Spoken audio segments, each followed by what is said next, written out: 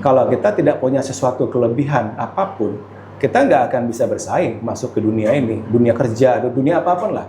Karena itu semuanya penuh persaingan. Kalau kita lemah, kita tersingkirkan. Kalau mau disingkirkan silakan. Tapi kalau saya, terus terang saya nggak mau. Makanya saya mempersiapkan diri saya, siap bertarung, siap bekerja keras untuk maju.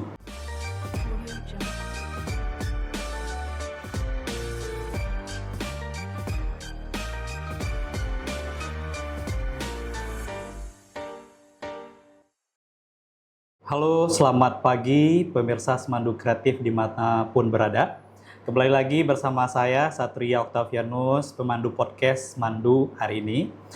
Pemirsa semua, hari ini kita kedatangan tamu yang sangat luar biasa sekali, yaitu alumni kita SMA Negeri 2 Padang, Angkatan 1986. Saat ini beliau orang yang sangat luar biasa di Kementerian Luar Negeri, yaitu menjabat sebagai Wakil Duta Besar Indonesia untuk India. Untuk itu, kita akan mengenal beliau ini dengan beberapa tahap nanti, mulai dari kiat sukses beliau, masa kecil beliau, kemudian capaian-capaian beliau di Kementerian Luar Negeri, khususnya di Kedutaan Besar Republik Indonesia untuk India. Baik, pemirsa Semandu Kreatif, terlebih dahulu mungkin kita minta perkenalan diri kepada Bapak Wakil Dubes kita. Kepada Bapak kita silakan, mohon perkenalan Pak kepada pemirsa kita. Terima kasih Pak Satria, selamat pagi. Assalamualaikum warahmatullahi wabarakatuh. Nama saya Masni Eriza, alumni SMA Negeri 2 Padang tahun 86. Saya sekarang bertugas di Kedutaan Besar Republik Indonesia di New Delhi, India. Sebagai jabatan saya adalah Wakil Duta Besar. Oke. Mengenai hubungan Indonesia dengan India ini Bapak, kita tahu bahwasanya merupakan hal yang cukup dinamika dan panjang sekali, karena kita tahu sejarah Indonesia ini dipengaruhi oleh kebudayaan dari India itu sendiri. Sampai saat ini masih banyak kebudayaan India yang ada di Indonesia, sehingga itu juga memberikan corak tersendiri bagi bangsa Indonesia. Kita juga banyak juga perkumpulan di Indonesia ini kelompok-kelompok etnis dari India, dan itu menjadi ciri khas tersendiri bagi keberagaman Indonesia. Nah, pemirsa semua, sebelum kita ingin lebih jauh mengupas ini mengenai bagaimana Bapak Masni bekerja di Kedubes India, lebih baik kita ingin minta sedikit gitu ya, cerita masa kecil beliau sehingga membentuk kepribadian beliau sehingga menjadi orang yang sukses pada saat ini. Mungkin bisa diceritakan Pak, masa kecil Bapak di mana dulu dan kebahagiaan apa yang Bapak temukan pada masa itu. Silakan Pak. Baik, saya dilahirkan di kota ini, di kota Padang. Tepatnya kalau kita tarik garis lurus dari SMA 2, paling hanya sekitar 400 atau 500 meter saja ke rumah saya, rumah orang tua saya. Itu di dekat Bandar Bekali itu, di Jalan Siak. Saya melewati masa, saya nggak sempat masuk TK. Karena kebetulan waktu itu bapak saya adalah guru. Jadi sebelum berusia 5 tahun, saya itu sudah bisa baca tulis. Dan kemudian ya waktu itu disuruh oleh bapak saya masuk ke SD, saya bilang ke TK, saya bilang saya nggak mau ke TK, nyanyi-nyanyi aja ngapain. Jadi akhirnya dimasukkan ke SD. Waktu itu baru ada SD Impres 74 kalau tidak salah, itu di sebelahnya SPG, tepatnya di belakangnya Rumah Sakit Yosudarso. Di situ SD saya, di situ saya melewati masa SD. Kemudian taman SD tahun 80 saya masuk ke SMP Negeri 2. Kemudian tahun 83 masuk SMA Negeri 2 Padang. Nah, dari dulu tuh saya selalu ikut aktivitas di luar sekolah, ekstrakurikuler itu kalau bukan kepramukaan, ya seni budaya. Jadi saya senangnya, pokoknya yang rame-rame lah, main talempong, paduan suara, vokal grup, bina musika. Itu yang membantu saya juga untuk punya keterampilan tambahan pada saat saya waktu itu mendaftar untuk ikut Pertukaran Pemuda, untuk juga kemudian pada saat saya bertugas sebagai diplomat. Karena kan pada saat kita berada di luar negeri kan memperkenalkan, salah satunya kerjaan kita memperkenalkan budaya Indonesia kepada masyarakat internasional. Nah, pengalaman-pengalaman pada saat zaman sekolah itulah yang membantu saya untuk dengan relatif mudah memperkenalkan budaya Indonesia. Ya, luar biasa sekali. Mungkin sedikit spill Pak, bagaimana Bapak beraktivitas dulu di SMA Negeri 2 Padang, apa saja kegiatannya, mapel apa yang disukai, gurunya siapa gitu kan, sehingga Bapak ingin masuk ke jejaring internasional ini. Baik, tentu saja dari kecil saya mungkin bisa dikategorikan sebagai kutu buku. Jadi senangnya tuh main di perpustakaan dan membaca banyak novel, ya sehingga kemudian ya pelajaran bahasa adalah salah satu pelajaran yang saya minati, saya sangat sukai, khususnya bahasa Inggris. Karena kebetulan dari SD sudah pernah ikut kursus bahasa Inggris sebentar, karena zaman itu untuk SD belum ada pelajaran bahasa Inggris.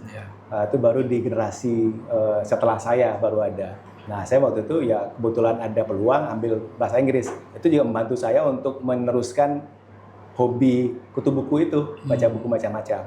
Nah, karena seni budaya suka, ya dari awal saya ikut grup-grup yang ada di SMA 2. Karena memang SMA 2 zaman itu hampir sama seperti SMA 1, barangkali banyak artisnya. Ya, kita artis banyak teman-teman kita yang jadi artis sekolah lah. Nah, kalau saya ini hanya pendampingnya di belakang, yang pegang gitar kadang-kadang, yang ikut di vokal grup kan rame-rame misalnya. Kemudian paduan suara, main talempong. Ada waktu itu ketua OSIS-nya kami, Andy Rekarti namanya, itu ya dan beberapa teman lainnya kita main talempong bersama. Kemudian pramuka itu ya salah satu hal yang saya nikmati, dan memang juga karena pendidikan kepramukaan pada dasarnya kan berpengaruh luar biasa positif untuk pembentukan karakter dan kemudian juga untuk keterampilan berorganisasi yang semuanya memang dibutuhkan pada saat kita memasuki dunia kerja khususnya. Itu sangat bermanfaat, terasa manfaatnya begitu memasuki dunia kerja. Nah, kalau waktu zaman sekolah ya biasa-biasa saja ya, saya sama seperti teman-teman lainnya lah. Kadang-kadang keluar nakalnya ya bolos rame-rame. Kalau zaman sekolah dulu kalau tidak salah yang paling kami tidak pernah mengingat dengan cara negatif ya, tapi misalnya dulu ada Ibu Fatimah Zahara yang terkenal galak, tetapi beliau pendidik yang luar biasa. Kebetulan putri beliau itu juga teman sekelas kami, teman satu angkatan, namanya Magda Firza. Nah itu pernah kami waktu itu dengan nakalnya bolos, kemudian berikutnya jadwalnya Ibu Fatimah Zahara masuk, kita yang cowok-cowok semuanya disuruh keluar. Kan kalian kemarin tidak mau masuk kelas saya, ya udah sekarang kalian keluar aja dulu. Gitu. Dengan nada yang sangat manis, dengan sangat baik, ibu tuh menyuruh kita keluar. Waduh, saya bilang ini pelajaran luar biasa. Di balik itu adalah cara menyampaikan pesan marah tanpa kedengaran marah. Itu menurut saya hal yang elegan. Pesannya sampai, kami tahu bahwa beliau marah, tapi nada beliau bicara sama sekali tidak kayak orang marah. Itu juga kemudian bagi saya berpengaruh terhadap cara saya bicara, karena saya diplomat, tool saya, alat saya kan bicara. Jadi kita memilih kata-kata, mengatur nada bicara itu juga adalah suatu kekuatan yang seharusnya kita miliki untuk memperbaiki atau membantu kemampuan kita berkomunikasi dengan orang lain. Itu antara lain pengalaman yang menurut saya berharga yang diperoleh dari sekolah untuk kemudian terbawa sampai dunia kerja. Tentunya ada teramat sangat banyak pengalaman lainnya yang barangkali kalau saya jelaskan satu-satu mungkin 3 jam ngobrol gak cukup. Iya. Oke, luar biasa sekali. Guru memang menjadi tolak ukur bagaimana capaian siswa ya Pak ya. Sehingga dengan kasus Bapak tadi, guru kalau marah nadanya tidak marah tetapi malah lembut penyampaiannya, tetapi tujuannya sampai gitu ya. Nah, selain Ibu tadi, Pak, apalagi yang menjadi momen yang Bapak ingat di SMA Negeri 2 Padang? Teramat sangat banyak sebenarnya. Jadi kalau seperti yang saya katakan tadi, kalau saya sebut satu persatu jadi susah tuh. Tapi karena pada waktu itu apa yang bisa disebut ya? Kalau dengan guru-guru, saya termasuk anak manis lah, jadi nggak ada masalah gitu. Tidak ada pernah misalnya dimarahin guru atau disuruh keluar atau apa. Tapi sebenarnya malah yang ingin saya sampaikan justru adalah bahwa pada saat saya kelas 3, di kelas 3 IPA 5, itu justru teman sekelas saya juga masuk, tahu-tahu kita bareng masuk Kemlu. Yang saya tidak ketahui dari awal, karena begitu saya tamat dari SMA 2, saya masuk ke Fakultas Hukum Universitas Andalas. Sahabat saya ini masuk ke HI Universitas Pajajaran, dan kita ketemu di Jakarta. Tapi sayangnya beliau sudah mendahului kita. Mungkin kalau teman-teman Google beberapa tahun 2014 atau 2015 ada kecelakaan di KBRI Roma. Dan beliau menjadi cedera di situ dan kemudian koma dan akhirnya berpulang. Itu salah satu mungkin ingatan yang membekas, karena pada awalnya bagi kita itu prestasi luar biasa. Pada angkatan yang sama, angkatan alumnus 86, 2 orang dari SMA 2 dari kelas yang sama menjadi diplomat. Itu bukan hal yang sering terjadi, saya kira. Dan kebetulan juga pada angkatan saya ada 2 sahabat saya yang masuk TNI, dua-duanya jadi panglima daerah militer. Dua-duanya mencapai bintang 2. Semoga salah satunya juga mencapai pangkat yang lebih tinggi, Mayor Jenderal Safrial. Saya kurang tahu apakah pernah dengar sebelumnya. Tapi yang satu lagi itu juga sayangnya sudah mendahului kita beberapa bulan yang lalu. Beliau adalah mantan Panglima Pangdam Udayana. Kalau Pak Safrial ini baru beberapa minggu lalu selesai tugasnya jadi Pangdam Patimura di Ambon. Itu barangkali kenangan-kenangan di mana pada saat sekolah kita berkenalan dengan banyak orang, tetapi networking, jejaring persahabatan yang kita jalin selama kita sekolah itu bertahun-tahun kemudian itu membantu atau berpengaruh baik terhadap pekerjaan kita, terhadap karir kita.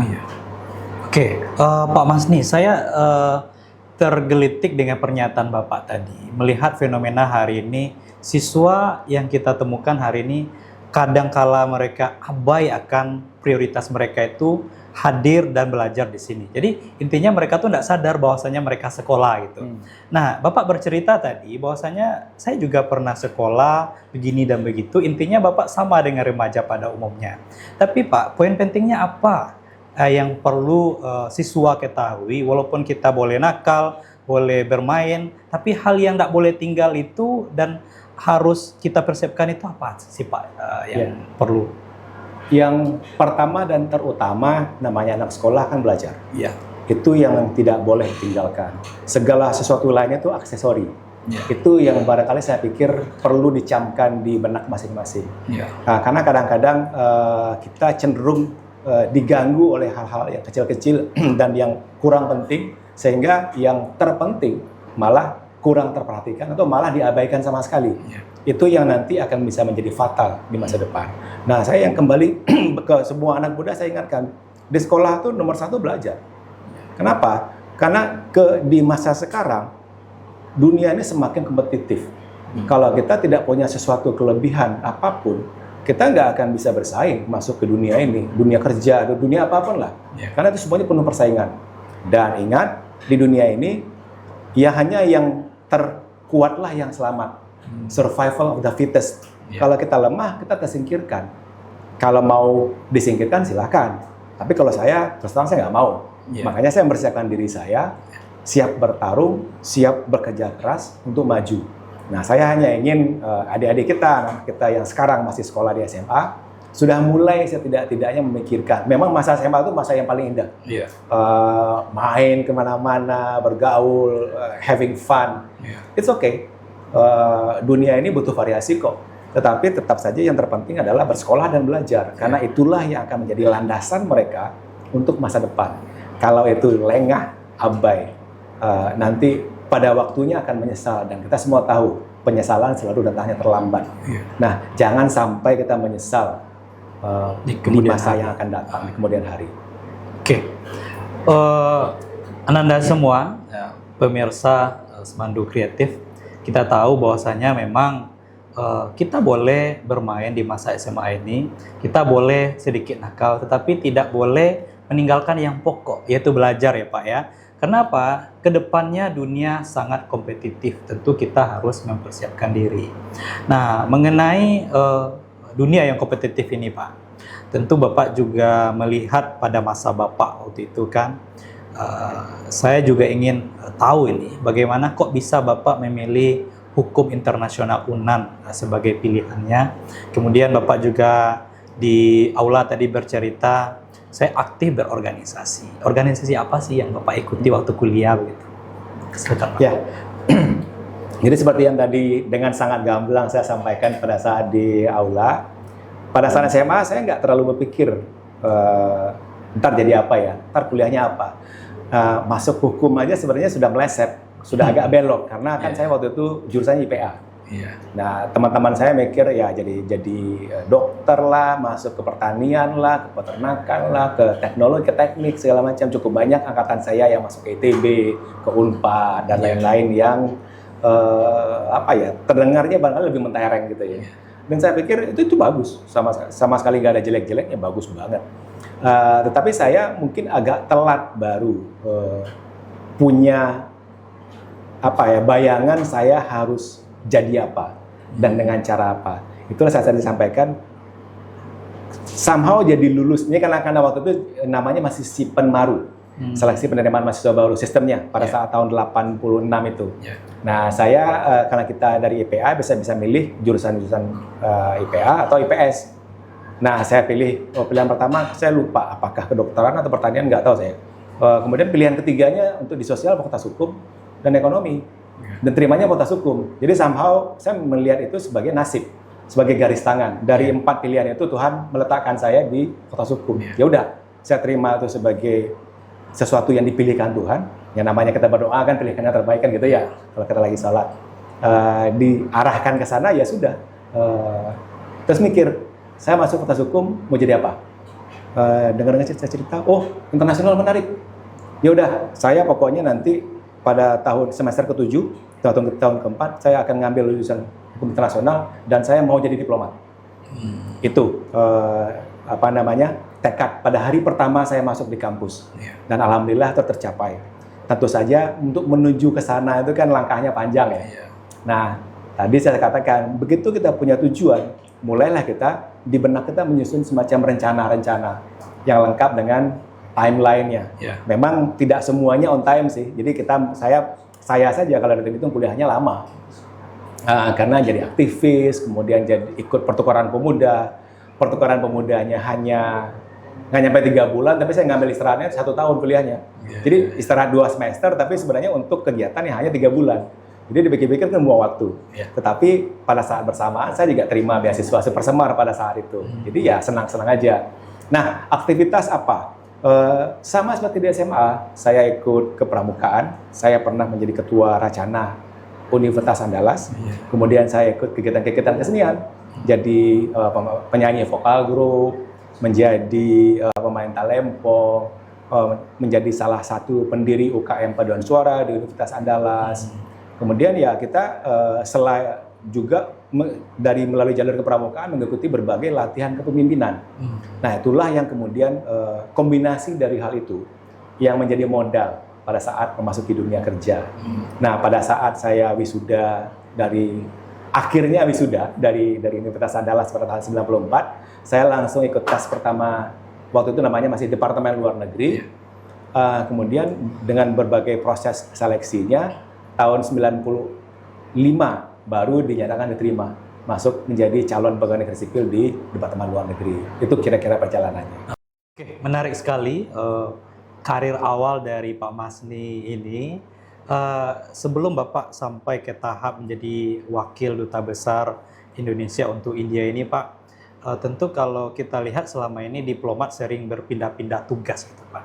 Boleh diceritakan, Pak, di negara mana saja tempat atau karir apa saja sebelum di wakil duta besar ini yang Bapak? Oh ya, pada awal tahun 2000 saya ditugaskan menjadi staf penerang politik penerangan sosial budaya pada Kedutaan Besar Indonesia di Budapest, di Hongaria.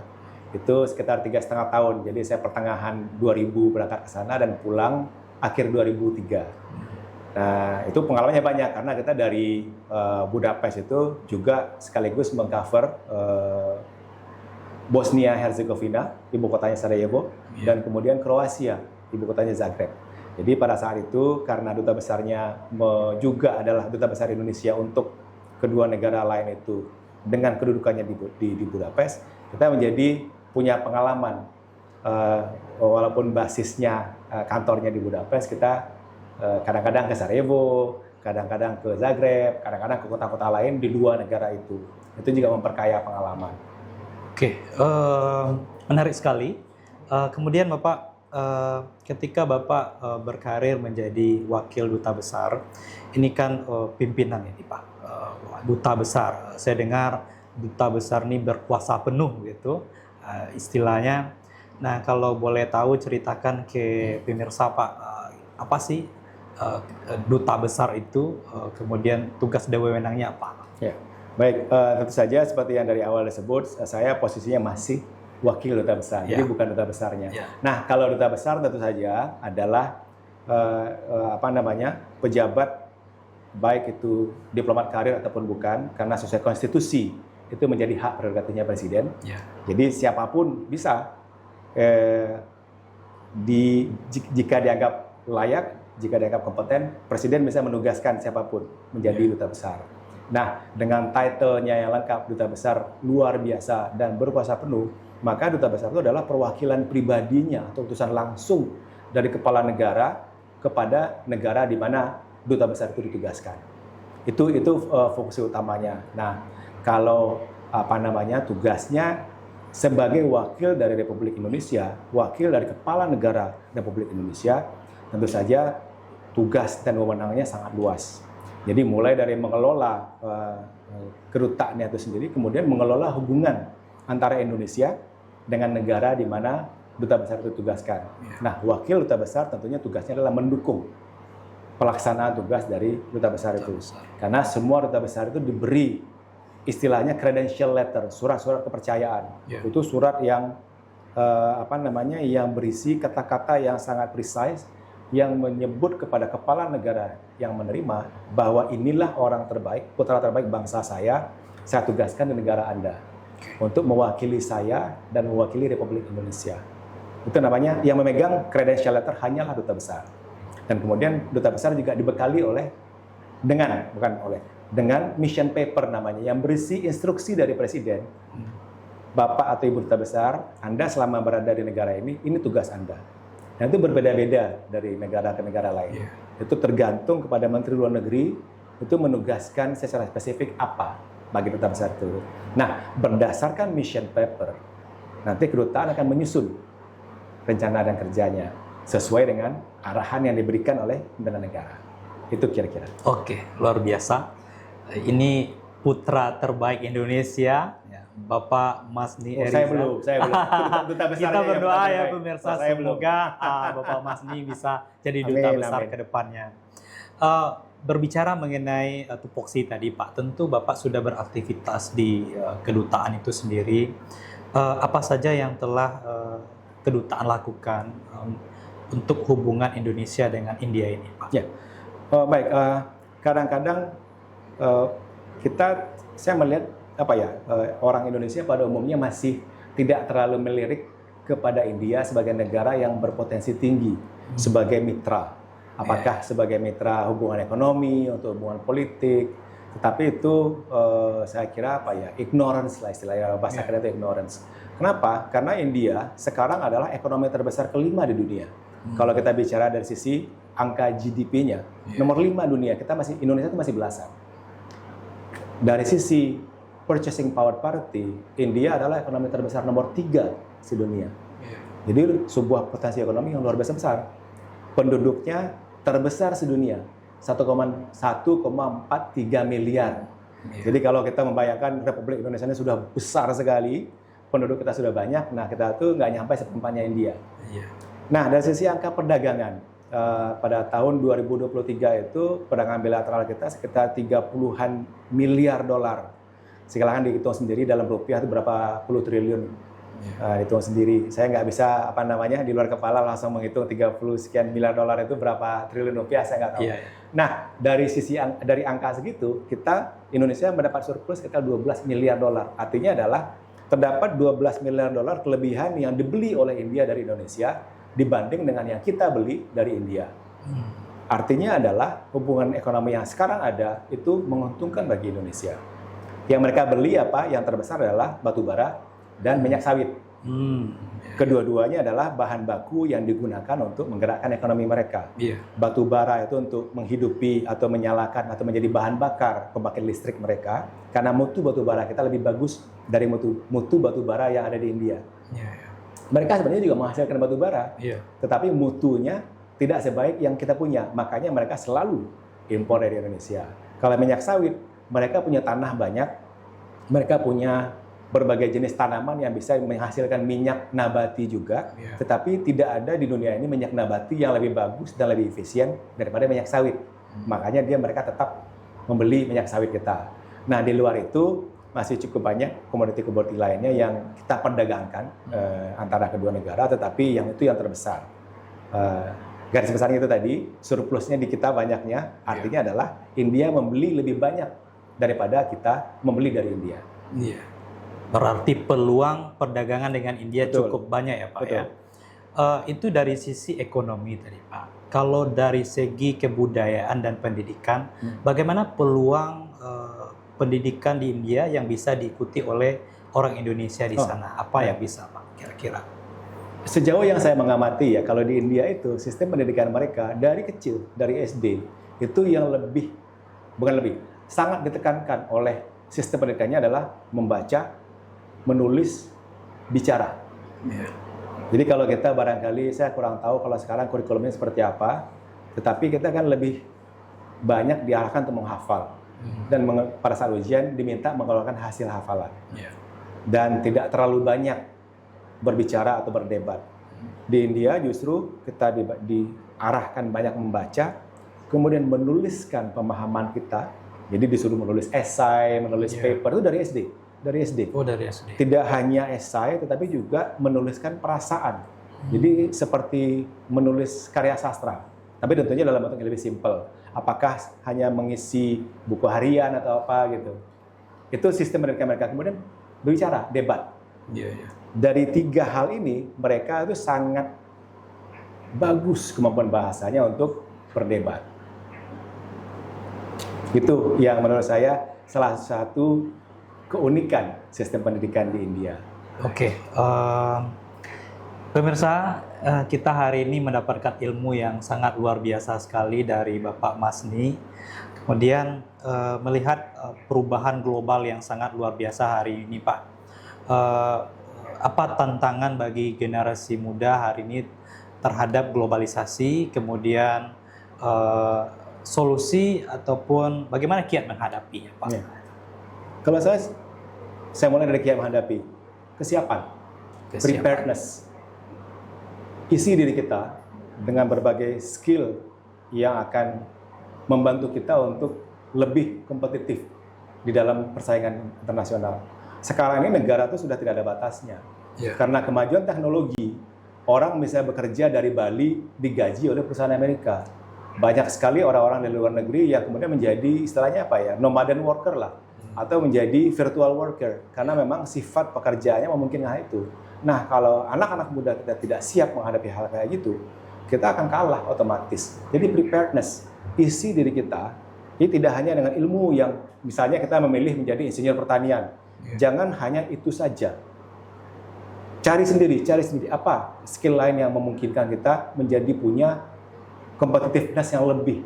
Sehingga kitalah yang dipilih pada saat kita harus masuk dunia kerja itu. Tanpa kesiapan itu, sudah pasti tersingkirkan. Again, seperti yang saya bilang tadi, survival of the fittest. Yang selamat itu yang paling siap, yang paling kuat. Yang lemah, silakan minggir. Kita yang menentukan, kita mau lemah atau kuat. Luar biasa.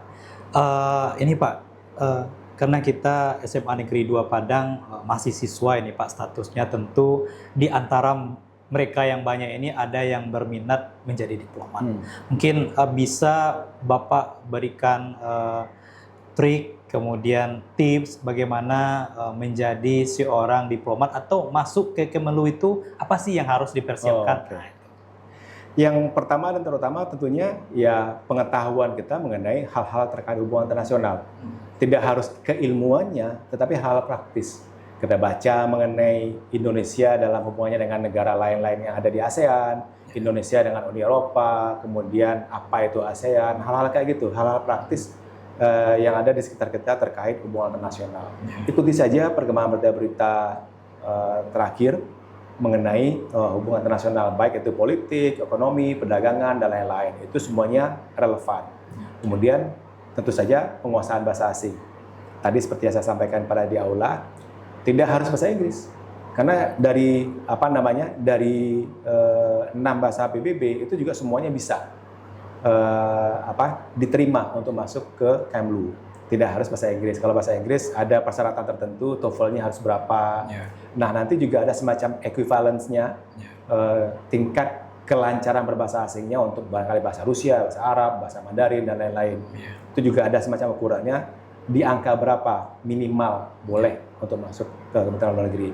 Nah, kalau sudah itu bisa, ya mendaftar saja ke Kementerian Luar Negeri. Tiap tahun biasanya ada. Memang pernah ada beberapa tahun yang tidak ada penerimaan, karena memang itu bagian dari policy pemerintah secara umum, tetapi hampir setiap tahun ada penerimaan. Jadi kalau memang berminat, ya siapkan diri dengan yang tadi saya sampaikan, pengetahuannya, bahasanya, dan kemudian ya cari informasi.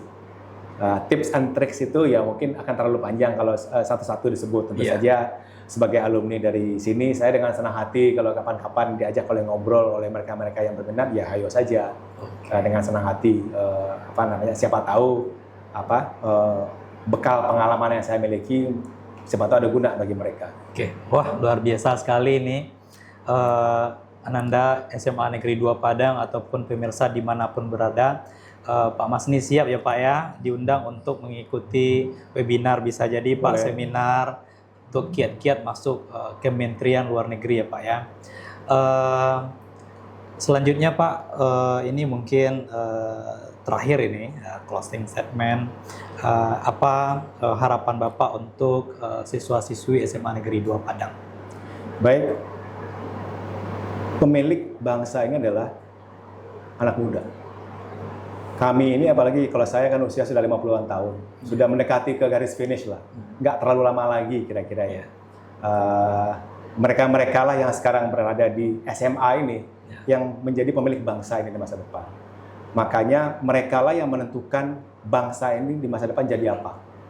Kalau mereka sekarang tidak menjadi anak muda yang tangguh, bangsa kita di masa depan tidak akan jadi bangsa yang tangguh. Kalau mereka dari sekarang mempersiapkan diri mereka untuk menjadi orang yang tangguh, menjadi bagian dari masyarakat yang tangguh, merekalah yang akan bikin Indonesia tangguh. Jadi itulah harapan saya sebagai orang atau generasi yang lebih tua. Siapkan dirimu, anak-anak. Anandaku, siapkan dirimu. Karena tanpa kesiapan itu, kalian akan tersingkirkan, dan kalianlah yang akan berkontribusi terhadap lemahnya bangsa Indonesia. Saya tahu pasti di lubuk hatimu tidak ada sama sekali niat itu. Pasti tidak ada niatnya bikin bangsa kita jadi lemah. Makanya hanya saya mengingatkan, siapkan dirimu. Karena semakin ke depan, persaingan akan semakin keras, dan itu membutuhkan orang yang lebih tangguh. Kalau kita biasa-biasa saja, ya sampai tua ya biasa-biasa saja, dan bangsa kita pun ya tetap akan biasa-biasa saja, tidak akan pernah maju, dan kita tidak akan pernah bisa berjalan dengan kepala tegak di antara masyarakat internasional. Yang perlu kita garis bawahi pemirsa adalah persiapkan diri. Jadi tantangan ke depan itu sangat luar biasa sekali. Persiapan perlu sekali ya Pak ya. Betul. Nah, sehingga kita menghadapi zaman ke depannya itu bisa bertahan dengan baik, dan apa yang kita inginkan bisa terwujud. Nah, kalau berbicara mengenai India nih Pak, tentu sedikit banyaknya Bapak sudah paham nih bahasa India. Nah, mungkin sedikit Pak closing tentang bahasa India nih Pak. Nah, saya harus ngaku salah ini. Ya. saya tidak pernah mempelajari satu pun bahasa India. Kenapa? Karena mereka tidak punya satu bahasa. Sama seperti kita yang punya bahasa Indonesia sebagai bahasa persatuan, India tidak punya bahasa persatuan. Ada 22 bahasa resmi plus bahasa Inggris. Jadi, dan hampir semua orang karena sistem pendidikannya diwarisi dari Inggris, hampir semua orang yang saya temui bisa berbahasa Inggris. Sampai tukang bajai aja bisa bahasa Inggris, walaupun mungkin terpatah-patah ya. Terpatah-patah, bahasa broken English istilahnya, tapi kita kalau sekedar menyampaikan saya mau ke sana, harganya berapa, dia akan mengerti dan bisa menjawab, walaupun itu hanya super bajai. Jadi bagi kami pendatang itu tidak ada insentif belajar bahasa lokal mereka. Satu, karena memang kebanyakan berbahasa Inggris. Yang kedua, bahasa mereka itu nggak ada bahasa persatuannya. Jadi mau belajar bahasa India yang mana? Itu. Berarti lebih menarik kita lagi ya Pak ya, ada bahasa persatuannya. Itu yang selalu saya katakan ke orang-orang. Bahwa ini satu poin, saya ingatkan ke anak muda. Anak muda lah yang bikin bangsa Indonesia kayak gini. Tahun 28 sebelum Republik Indonesia ada, pemuda sudah bersumpah 3 poin. Yang ketiga adalah bahasa persatuan bangsa Indonesia. India dengan sebesar itu sampai sekarang mereka tidak punya bahasa persatuan. Jadilah ada semacam persaingan antar penutur bahasa. Kalau kita nilai yang lebih, kalau kita lihat, ini tidak bosan-bosannya saya sampaikan. Pada saat Sumpah Pemuda, kalau tidak salah jumlah etnis Jawa sudah menjadi mayoritas. Dengan demikian, kalau kita menyebut siapa bahasa mana yang punya penutur paling banyak, pasti bahasa Jawa. Tetapi pemuda kita tidak menjadikan bahasa Jawa sebagai bahasa persatuan, walaupun sudah bahasa mayoritas. Mereka visioner sekali dan memutuskan tidak, kita memilih bahasa Indonesia yang sebenarnya bukan bahasa etnik manapun. Iya kan? Bahasa Indonesia bukan bahasa suku manapun. Iya, betul. Itu hebatnya pemuda bangsa Indonesia zaman dulu tahun 2019-28. Jangan sampai anak muda sekarang tidak sehebat itu. Oke. Saya kira tadi bahasa India ini satu ini Pak. Ternyata ada 21 cabang. Dan kita yang perlu kita garis bawahi adalah kita memiliki bahasa persatuan. Nah, bahasa Indonesia yang tidak dimiliki oleh negara lain, dan itu sangat anugerah yang sangat luar biasa itu Pak ya, sehingga kita bisa meredam konflik, komunikasi bisa lancar dan lain-lain sebagainya. Baik pemirsa, mungkin itu podcast kita hari ini. Terima kasih Bapak Masni Heriza telah datang ke SMA Negeri 2 Padang.